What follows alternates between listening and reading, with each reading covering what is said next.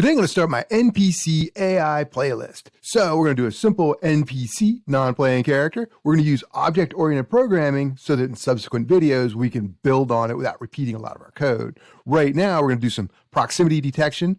Notice they don't think anybody's around. If we get close, they're going to start talking like differently because they know somebody's around, right? So I thought that'd be pretty handy. Good place to start. We got a little speech bubble going. We got some proximity.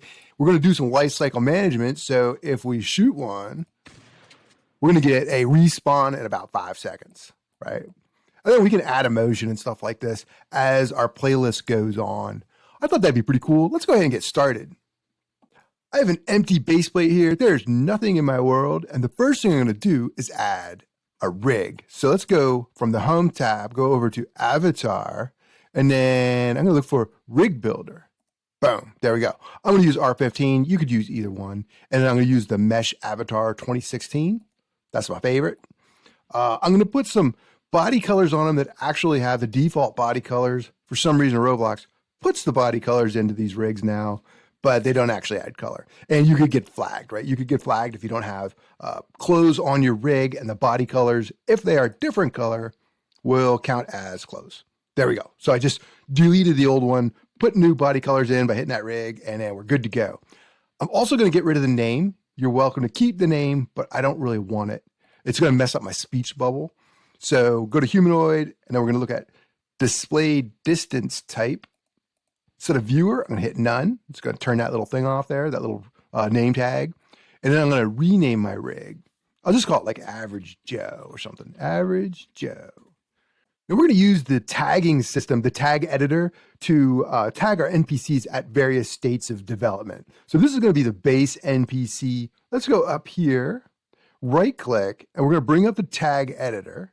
So there's two, remember? Tag editor here, tag editor here. They both work. There's one I prefer more. Let's try it. Is it this one? It is this one, right? I just like the setup better. All right, now I'm going to click on where it says new tag, and then I'm going to write NPC. I'm just going to do NPC. We're going to have other tags that are going to show what level they are or what they do at some point. I hit enter, and now we have NPC with Average Joe selected. We are going to click it. Now, Average Joe is tagged and other things are not. So if I do spawn location, not tagged, right? Terrain, not tagged. Average Joe, tagged. Good, that's what we want. We can close this now. And let's make a speech bubble that our NPCs can use. So on Average Joe, I am going to use the head for placement. Now we're going to clone that speech bubble. It's not going to stay on the head, but for now, it's going to pop out of the head, right? So we'll do head, hit the plus, billboard GUI. That's what we want. And you can see that little outline there.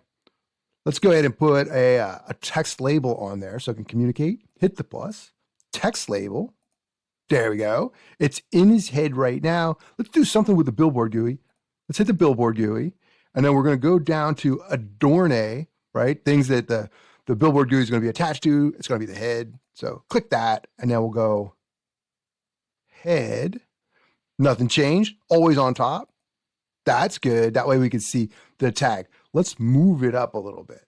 So let's go up to, we want, how about size stuff? There we go. I'm going to change the size too, but for now, let's get the studs offset.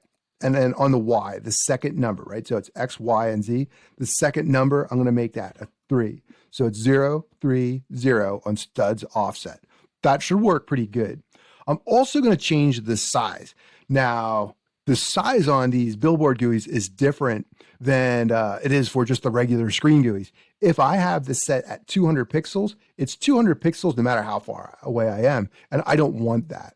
What I want is so that it shrinks when I get further away. And if there's no parent element, right? There's no starter or screen GUI. It's going to go by studs. So I'm going to make 5 for the X on the studs, comma, 0 pixel offset. And then should I go down 2 studs for the Y? 0 pixel offset. Cool. I know we got to mess with our text label yet, but now as they move farther away, it gets smaller, right? That's what I want. Let's go down to our text label, right? And that size is going to be a little easier. I have size right here. It's already selected. So I'm just going to do 100% of the parent element, which is the billboard GUI. So it's a little bit different here. 0 pixel offset. 100%, which is a 1, 0 pixel offset. So it's 1010. Go down to our text stuff on the text label. So I'm just going to go for the properties. Maybe I'll move this up a little bit. There we go. And I need to change, let's change the font face, right? I usually pick bangers, right? Bangers. And then what else do we want to do? Text label, we can keep it like that because we're going to change that with code. I would like to change the text color for now. We could change that with code too. I think I'll just make it yellow for now. Right, and then what else? Ooh, text scaled. A little easier to see. We're going to need an outline on there. So let's go to text stroke transparency, hit 0. So we have an outline on our text. The stroke color is good. I think I'm going to make the actual text label itself, the background transparent. So I'm going to scroll all the way to the top or closest to the top. There it is, background transparency. That's what I want. So it's almost at the top. Make that a 1 also. Let's rename our billboard GUI. I think I'll just call that bubble for our speech bubble. And then on the text label, I'll just call this MSG LBL for message label. Now we are going to put this on our AI script. Let's go ahead and make an AI script. So we'll go down to replicated storage right here, hit the plus. We are going to add a module script because we are going to be doing object-oriented programming. We're going to inherit stuff, right? So we don't have to duplicate code. So under the replicated storage module script, we need to call this something that makes sense. Today we're going to do base NPC. Now, before we forget, let's go back up to our bubble. Click that. Bubble and the message label will be dragged. We're going to hold down the mouse button. We're going to drag this down. I'm going to put it right on the base NPC in replicated storage. That way, this script can get a hold of that and start cloning it when it wants to say stuff, when it wants to make the bubbles for the messages. All right, so our base NPC module script is going to return a table, and the table is going to act like a class if you know how to do object-oriented programming. If you don't, just follow along. You'll start learning how to do object-oriented programming. You gotta learn by doing, right? That's what I feel. I am going to change this to base NPC because module is kind of a bland name. I'm going to do Control-C, and I have to change it down here. Right. So now these module scripts, what they do is they're all about building and returning a table so you could use it in some other script. Right. So here is our table, and this is what we're going to return when we require this module script. Don't worry, I'm going to show you how to do it. Right. So if we want inheritance, so we want to inherit this functionality in other more specialized scripts, which we're not going to do today, but we will do it. Ooh, not local. Let's get our table name dot underscore index equals our table name. And now this is really confusing to somebody who doesn't do Lua, but basically what we're saying is, hey, if we inherit base NPC, that is, if we use it in the set meta table function, it's an inheritance function, if our new table does not have something that we need and it is in base NPC, use that. All right. So this is basically inheritance right here. You have to put that in for inheritance. Now we're going to need a few more variables for this script. How about, we're going to need our speech bubble. So local bubble, and let's call it bubble template, right? Because we're going to clone that bubble over and over as we need it. And we'll do script wait for child bubble, right? Because it's on our base NPC script. I want to get the player's service so we know what players are around us. So we'll say local players, game, get service, players. And then what else? Ooh, the debris service. We're going to destroy that bubble when we're done using it. So we'll say debris equals game, get service, debris. Now let's make a constructor so we can get a new copy of a table for every one of our NPCs, right? So we'll say function, notice I didn't say local, but function base NPC dot new.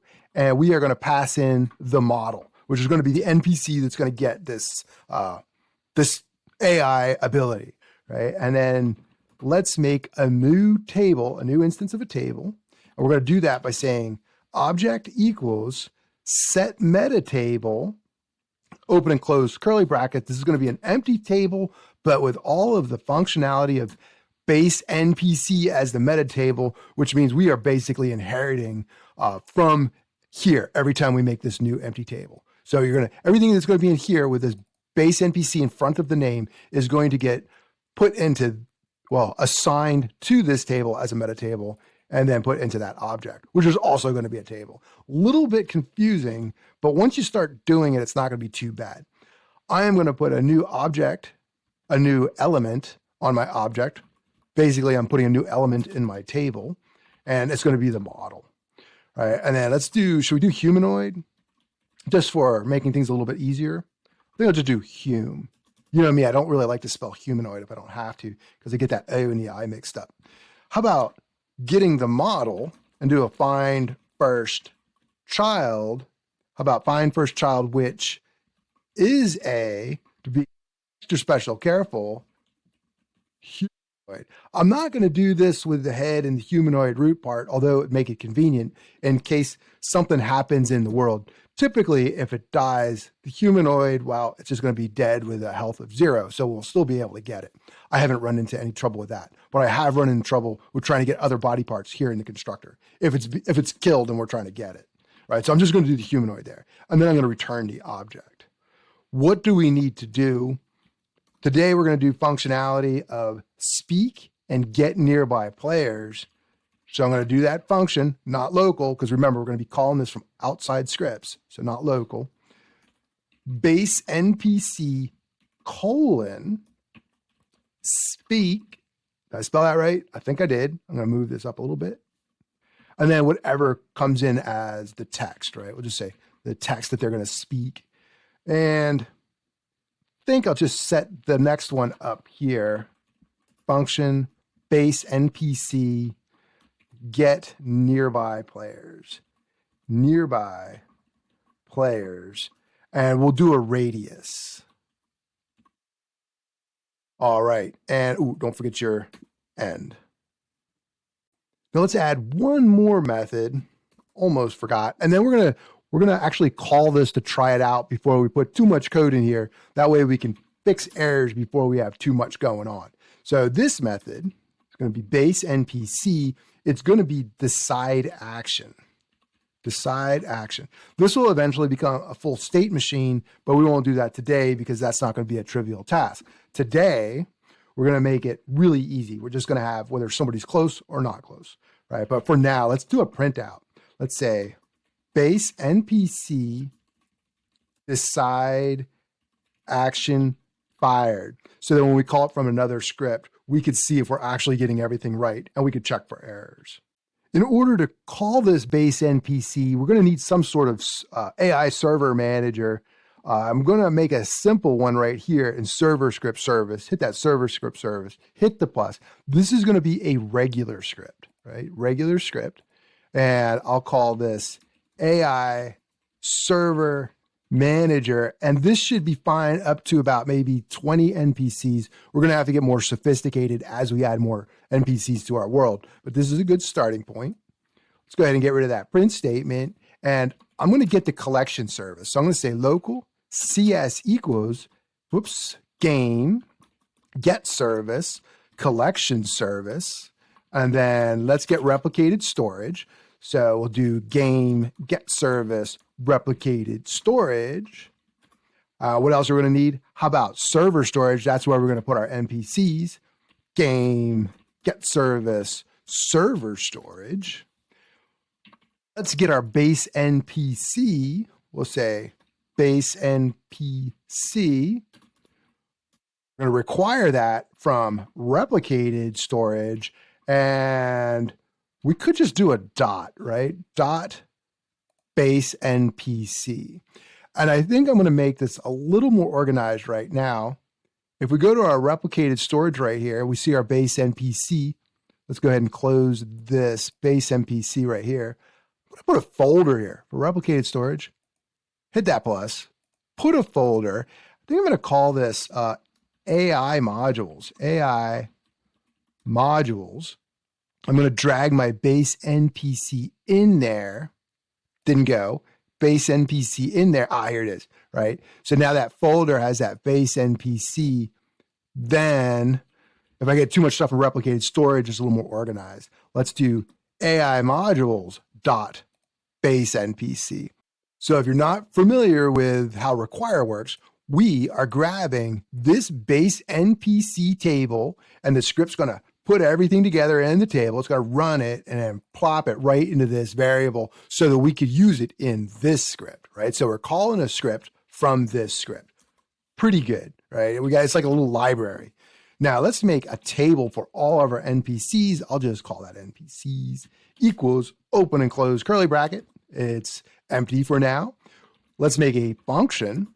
It's a local function.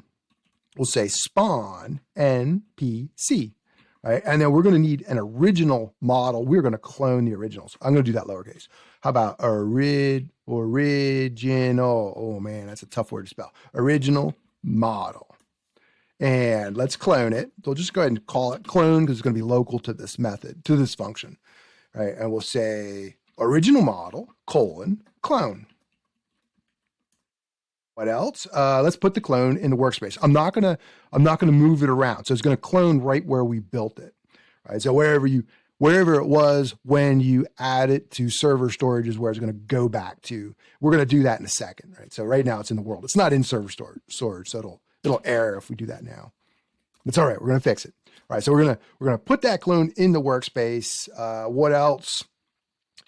You could check to make sure it's tagged, right? But we know that it is. We just did it. We're going to get our local NPC. Let's go ahead and get our base NPC new, and we're going to pass the clone in. Right? Remember that base NPC new takes a model. It's going to be the model we just created. And then what else should we do here? Oh, let's just go ahead and make a table of our NPCs, right? We already made it. We made it up here, right? Let's go ahead and insert our NPC into our table. All right. So we got our NPCs. This is the name of the table. And then this is the thing that we're inserting. Cool. I think that's good for now. Let's put a note here. Let's say, how about handle deaths of NPCs. That's what we'll do in a minute. We're not going to do that at the moment. We just want to see if everything's working. We're going to do some error checking. Now let's go ahead and spawn our initial population. So I'll put a note here. How about initial population of NPCs? Say for I and how about model for the NPC in CollectionService get tagged. Remember, we tagged our NPCs with an NPC tag. So for each one of those, we are going to spawn NPC as the model. Nice. Now this will get the tags in server storage and in the workspace, right? So it's good that this only runs once. And then when they die, we're going to trigger our spawn NPC separately. So let's do a little while loop, and this is going to be the decision loop. So we'll say while true do. This is going to run as long as the game is running. Let's do task, wait. I think I'll just set it to 3 seconds for now. And let's go through our NPC loops. So while I and NPC in NPC's table do, let's do a printout, right? We're doing error checking. We might have an error. So NPC exists, and then we'll do the NPC dot model dot name, right? And ours is average Joe. We're also going to have a decide function too. We can do that. So we put a print statement in our NPC decide, didn't we? Decide action. Right, so we should see that. Let's go over to our game world. Now this guy here, average Joe, has an animate script, but it's a local script, right? Which is strange the way they did that for rigs. It's not going to work. So everything in it is good. It's just in a local script. So on average Joe, hit the plus, make a regular script. We're going to call this animate, right? We're going to get everything under our local animate script, that blue one. There's a lot of stuff. Shift click. That's going to select all of it that's under there. Drag it into our animate. I can close that. Now I need to copy the code. So open up your local script for animate. Control A. or select all, however you do that for your computer. I'll do a Control C to copy it. Go to animate and then Control V. Now there's one thing wrong with the local script. Let's do a Control F to search. Let's look for local player, because you can't do local player in a server script, right? It'll error. All right, so what I'm going to do is see that set emote chat hook. It's right about 755. I am going to highlight it all and hit delete, right? If you leave it there, it's just going to put some errors in the output window, but it'll still work, but it's going to be kind of messy. Now I can get rid of this local animate script. Boom, right? So now I just have mine that I added. Now when we enter the world, we're going to see him kind of breathing normal. He's going to have an idle animation, and there's 2 of them, right? That's pretty good. We have no errors. Oh, and we have our printouts. We looked in the world and we found anything that was tagged NPC, and then we cloned it. So we don't want 2 of them. What we want to do is take average Joe, and we are going to drag it down to server storage. I'm wondering, we might not even need server storage in our AI server manager. Let's get rid of that for now, right? Because the tag service will find it. There we go. So we have 1 less line of code. Let's try it again. We should just have 1 NPC and no errors. There we go. And we got NPC exists, average Joe, NPC decide action fired. That's pretty good, right? And he should have some, look at that, he's turning his head and stuff, right? That wouldn't have worked if we didn't do that, if we hadn't done that little thing with our animate script. Sweet. Let's turn this off. I'm going to close this window and let's finish off our NPC class, right? We want to do the nearby characters. We want to finish decide action, and we want to do our speak. So speak is going to be pretty easy because we've got that speech bubble, right? We do have to get the head of the NPC to put the speech bubble on it though. So I'm going to do local head. Now, if you don't know what self is, I'll put a link in the description to the object-oriented programming video that I did. Self is self-referencing for our table as long as we're using the colon notation. So that's going to get our table. In the table, we have a model, right? And then we're going to do a find first child in case anything weird happened to the head, like you lost it or something. And then if not head, or we could do like, let's just do that. If head, then, right? Sometimes I just kick the person out if they don't have the body part, right? We're going to get a local bubble. Now the bubble is the actual bubble template. And then what we're going to do, it's going to be the clone of the actual bubble template, right? We're going to get the template, we're going to clone it, and because we're going to destroy it when he's done talking. So we'll get the bubble, which is the clone of the bubble template. We'll have the parent set to the head. And what else? Oh, we need to get the label on the bubble, right? So the bubble, should we do a find first child? Let's do a wait for child. It should be there. Wait for child.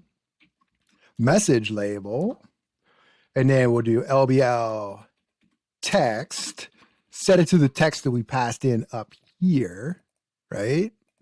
What else? Oh, and then we're done. All we have to do is say, hey, debris service, add this item, and then destroy bubble after, say, 2 seconds, right? We could put a configuration variable in there, but 2 seconds should do it. Right? So that's our speech. We're only going to talk, though, if we're close to nearby players. So let's get nearby players, right? Let's do that one. Take a table of the players that are within a threshold, and the threshold is going to be the radius, right? That radius right there. So we'll say local, how about nearby equals open and close curly brackets. It's going to hold all our tables that are nearby. Let's do an MHRP for the model HRP. We'll use this self to get the model from our table / class, right? Or object. Once you make a copy of a class that you can use, it's an object. Right, so objects are made from the template, and the class is the template. Right? That's how you think of it in object-oriented programming. So let's do model, find, first, child, humanoid, root, part. Right, so that's our model HRP. Let's just do this. If not MHRP, then let's return, and I'll return nearby stuff. Nearby an empty table of nearby players, right? We couldn't find this, so we're not going to return anything of significance, but we don't want to nil either. What else? How about for I and V in pairs? Ooh, we don't need in pairs anymore. We could do players, get children, do. We're going to get a char from V, right? V is a player, and then character. The players have characters. And then if char, then we'll find the P HRP, the player HRP. Char. Find first child, humanoid root part. Make sure I spelled that right. If you spell this wrong, it's not going to work, and it's not going to give you. It might not give you an error. No, this won't give you an error because it's find first child. If it's wait for child, you'll get an infinite yield. But find first child, it's just going to return nil. So, and we're going to check for that. So our error checking would actually kind of mess you up in troubleshooting if you spelt this wrong. Right? So be aware of that, right? Now let's get the distance. Let's get the distance between our PHRP. So we'll get the PHRP position and then subtract it from the MHRP position. How do you get distance? Dot magnitude, right? So you get the magnitude of the two positions. That's just the distance. Magnitude. Oh, I hate when I do that. There we go. That should work. I like to keep it all in one line where you guys can see it. And then if the distance is less than, how about less than or equal to the radius? We will take our table and insert that player. Right? That's our table nearby. That's our player, V. Right? And then what are we going to do? We'll go down here. Let's do this. Let's say turn nearby. You know what else we could do? We could actually do this. I like this better. If at, get rid of this, Control X. I think it's nicer if we do it this way, right? So that way, rather than saying, hey, if it doesn't exist, let's kick us out.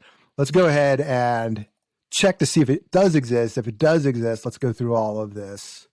Get rid of that extra space. And then we should have all the players that are nearby. You want to put a print statement here just in case? Let's do this. I know, that's pretty low. Let me move this up a little bit. Print. We'll say players nearby. Now that might actually take up a lot of real estate on our output, but let's just do it for some error checking.